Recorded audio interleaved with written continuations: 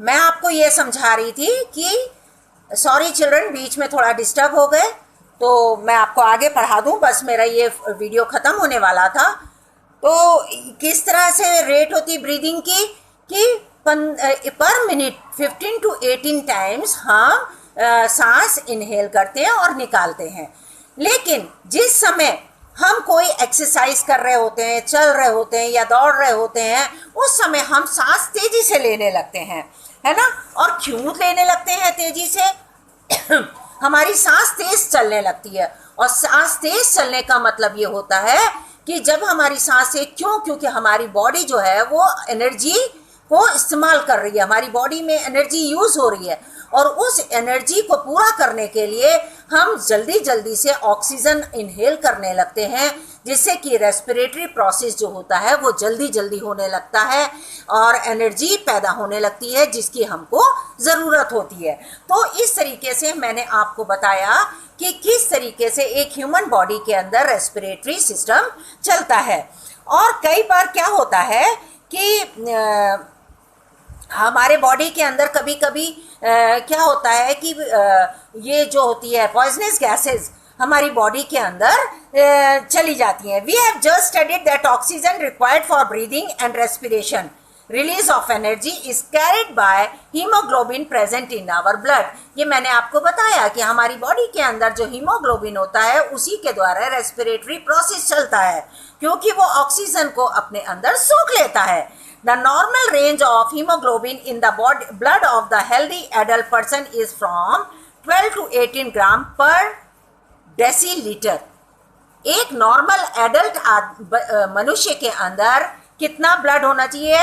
12 to 18 grams 12 to 18 grams जो होता है पर डेसीलीटर जो होता है ग्राम्स ब्लड के अंदर ब्लड होता है। The deficiency of hemoglobin in the blood of a person reduces the oxygen carrying capacity of blood, resulting in breathing problem। और अगर हमारी बॉडी के अंदर ब्लड कम होगा, अगर हीमोग्लोबिन कम होगा, तो हमें ब्रीदिंग प्रॉब्लम होने लगेगी, हमारा बॉडी येलो दिखाई देने लगेगा। क्यों? क्योंकि न्यूट्रिशन हमारा एनर्जी न्यूट्रिशन अच्छे से वो रेस्पिरेटरी सिस्टम हमारा प्रोसेस हमारी बॉडी के अंदर नहीं हो पाएगा, क्योंकि रेड ब्लड कॉर्पल्स हमारी बॉडी में कम है। इसकी वजह से क्या होता है, हमारी बॉडी जो होती है वो वीक होने लगती है ना। और क्या होता है, blood of the deficiency of hemoglobin in the blood of a person reduces the oxygen carrying capacity of blood, resulting in breathing problem, tiredness and lack of energy। The person looks pale and loses weight। और ऐसी हालात में इंसान जो होता है वो पीला नजर आने लगता है और वो कमज़ोर पड़ने लगता है। अब कभी कभी क्या होता है कि कार्बन मोनोऑक्साइड जो होता है, many times we have heard, हम लोगों ने बहुत बार सुना है, क्या सुना है कि कार्बन मोनोऑक्साइड जो होती है वो पॉइजनिंग कर रही है। अब जैसे रिसेंट अभी आपने देखा कि गैस रिसाव हुआ, और गैस रिसाव होने के द्वारा लोगों के अंदर जब उन्होंने इनहेल किया, उनके अंदर सांस जब उन्होंने ली, तो वो पॉइजनस गैस उनकी बॉडी में चली गई और वो क्या हो गए, ख़त्म हो गए, मर गए। तो कैसे होता है? Because this happens as follows. किस तरीके से होता है? Now I will tell you. Carbon monoxide gas यानी CO gas, CO is called carbon monoxide, is formed whenever a fuel burns in an insufficient supply of air, है ना। So for example, अब जैसे कि जब समय फ्यूल जलता है उस समय उसमें से धुआं निकलता है ना, है, और वो जो होता है वो धुआं क्या होता है, वो पॉइजनस गैस होती है। अब जैसे कि एग्जाम्पल के तौर पे हम जैसे देख लेते हैं कि अगर हम अपने घर के खिड़की और दरवाजे बंद कर दें और घर के अंदर अगर हम अंगीठी जलाएं, तो अंगीठी में से जो धुआं निकलेगा तो वो बाहर तो जा नहीं पाएगा, और बाहर से फ्रेश एयर अंदर नहीं आ रही है, खिड़की दरवाजे बंद है। बहुत से केसेस ऐसे हो चुके हैं, जैसे लोग क्या करते हैं जाड़ों के समय में अपने घरों में क्या करते हैं, घर के अंदर अंगीठी जला लेते हैं या कोयला जला करके और खिड़की दरवाजे बंद करके कि ठंडी हवा अंदर ना आए, सो जाते हैं और वो सवेरे मरे हुए पाए जाते हैं। क्यों? क्योंकि उस जो कोला जल रहा है, जो कोल जल रहा है, उसके अंदर से पॉइजनस गैस निकलती है और वो पॉइजनस गैस जो होती है वो हमारी सांस के द्वारा अंदर चली जाती है।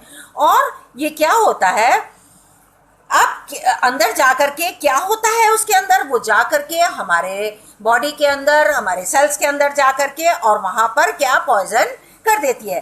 Then a lot of carbon monoxide is haemoglobin present in our blood carries oxygen to all the parts of our body.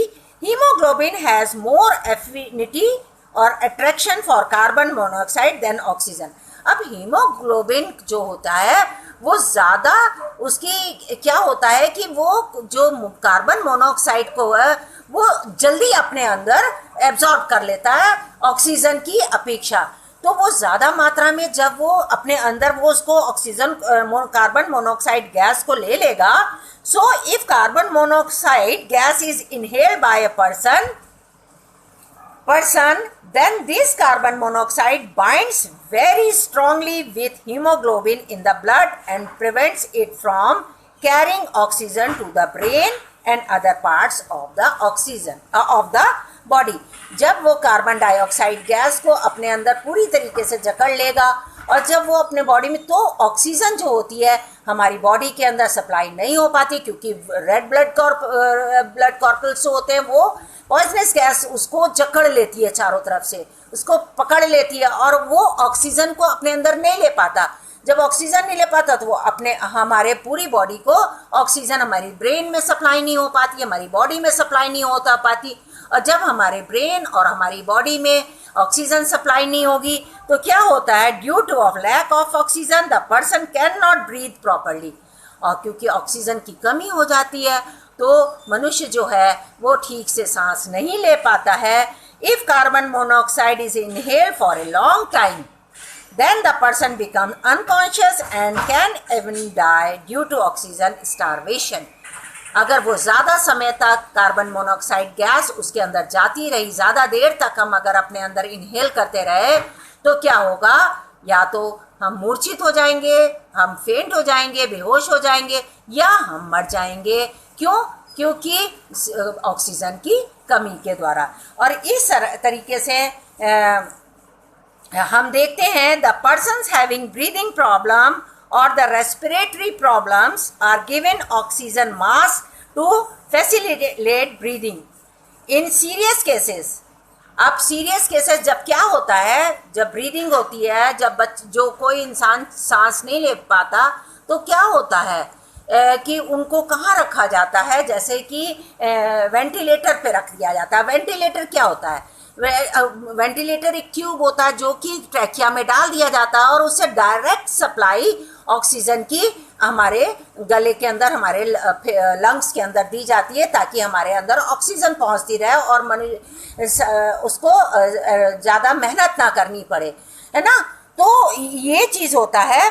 In serious cases the patient is put on a machine called ventilator in which a tube is inserted directly into the trachea or in windpipe of the patient to help in breathing comfortably. वो क्यों डाली जाती है, ताकि वो आराम से सांस ले सके।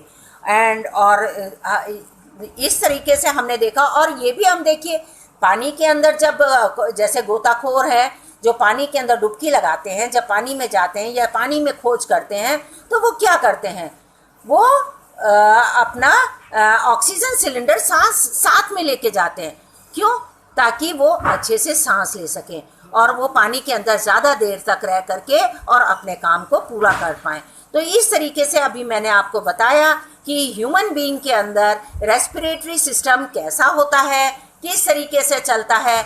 मैं आपको अभी पूरा रेस्पिरेटरी सिस्टम के मैं अभी आपको डायग्राम मैं खींच करके, फ़ोटो खींच के मैं आपको सेंड करूँगी। और कुछ होमवर्क है, मैं क्वेश्चन आंसर्स दूंगी, कुछ शॉर्ट क्वेश्चंस दूंगी, उसको आप लोग सॉल्व कीजिएगा क्योंकि हाफ ऑफ द लेसन हमने ख़त्म कर लिया है और हमने देख लिया है किस तरह से न्यूट्रिशंस होता है, किस तरह रेस्पिरेटरी सिस्टम चलता है, प्लांट्स, एनिमल्स, इंसेक्ट्स, सब में हमने देख लिया है। अब इसके बाद जो है मैं आप लोगों को सप्लाई बताऊंगी, ट्रांसपोर्ट बताऊंगी। और ट्रांसपोर्ट किस चीज़ का होता है, जैसे कि वाटर मिनरल्स का होता है ट्रांसपोर्शन, और ब्लड का है किस तरीके से बॉडी में ब्लड जाता है। तो ये सारा चीज़ अभी आपका हाफ लेसन पूरा बाकी है, मैं आपको पॉइंट्स बाय पॉइंट्स करके समझा रही हूँ। और मैं आपको 2-2 दिन के बाद वीडियो डालती हूँ, इसलिए क्योंकि आप अच्छे से पहले जो मैं वीडियो डालती हूँ उसको अच्छे से सुनकर उसको प्रिपेयर कर सके। अब मैं आपको ये 2 हिस्से मैं आपको पढ़ा चुकी हूँ, एक रेस्पिरेटरी की, एक न्यूट्रिशंस का। तो मैं इनका क्वेश्चन आंसर्स आपको सेंड करूँगी, आप उसको सॉल्व कीजिएगा अपनी कॉपी में, और जो डायग्राम मैं आपको दूंगी डायग्राम, वो भी आप उसको सॉल्व कीजिएगा। Thank you.